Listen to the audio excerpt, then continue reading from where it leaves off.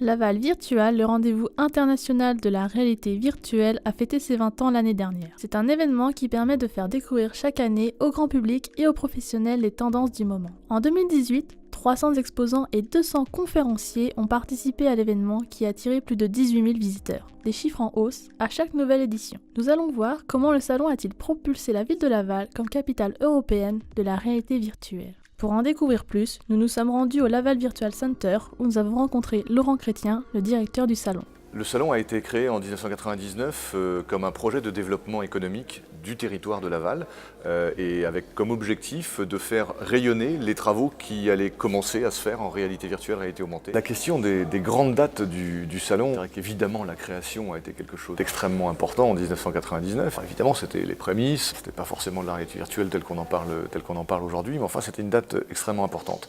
Et puis ces technologies ont évolué extrêmement doucement, et un peu d'interactivité qui est arrivée avec les Kinect, avec les Leap Motion, etc. Et 2014, frais tournant de l'accélération, Facebook investit 2 milliards de dollars dans une petite boîte californienne qui s'appelle Oculus. Et là, ça a transformé le marché puisque tous les gros constructeurs de hardware se sont mis à développer des masques. La réalité virtuelle se démocratise de façon massive puisque les outils sont beaucoup moins chers, ils sont plus accessibles, faciles à utiliser et du coup, de plus en plus de monde fait de la réalité virtuelle. 2018, c'était les 20 ans du salon, on a fait une très belle édition, on a atteint les records de participants. Nous avons créé l'année dernière le festival Recto Verso, qui est un festival qui permet de mettre l'art à l'honneur, l'art en réalité virtuelle, réalité augmentée, puisque beaucoup d'artistes, et de plus en plus d'artistes sont en train de travailler sur le sujet. Nous, ce qu'on souhaite avec le festival Recto Verso, c'est d'abord d'apporter au public de la qualité, apporter des œuvres un peu magiques, un peu inspirantes,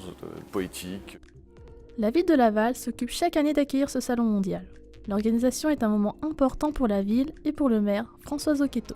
Pour accueillir le salon Laval Virtual, la ville de Laval fait beaucoup d'efforts. C'est très compliqué d'organiser un salon comme Laval Virtual, mais ce défi, nous le relevons chaque année. La ville engage avec l'agglomération et le soutien de la région et du département des moyens importants, des moyens logistiques, des moyens pour assurer la sécurité aussi, pour accueillir tous les visiteurs. Alors à chaque fois, nous nous retroussons les manches et nous nous disons, cette année encore, on va faire mieux que l'année dernière.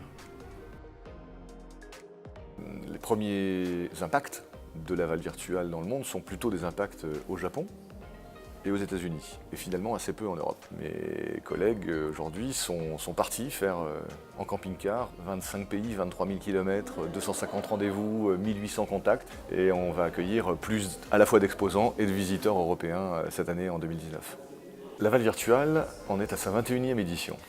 Et dans 10 ans, on en sera donc à une trentaine d'années pendant lesquelles on aura exploré cette technologie de réalité virtuelle. On va forcément voir une évolution du contenu du salon vers des technologies plus avancées. On aura beaucoup plus d'haptique, donc le retour d'effort. Le son aussi aura très probablement pris beaucoup de place. L'olfactif, donc comment est-ce que je sens les odeurs dans les mondes virtuels, sera développé également. Pour en découvrir plus sur le monde de la réalité virtuelle, rendez-vous à l'événement du 23 au 24 mars 2019.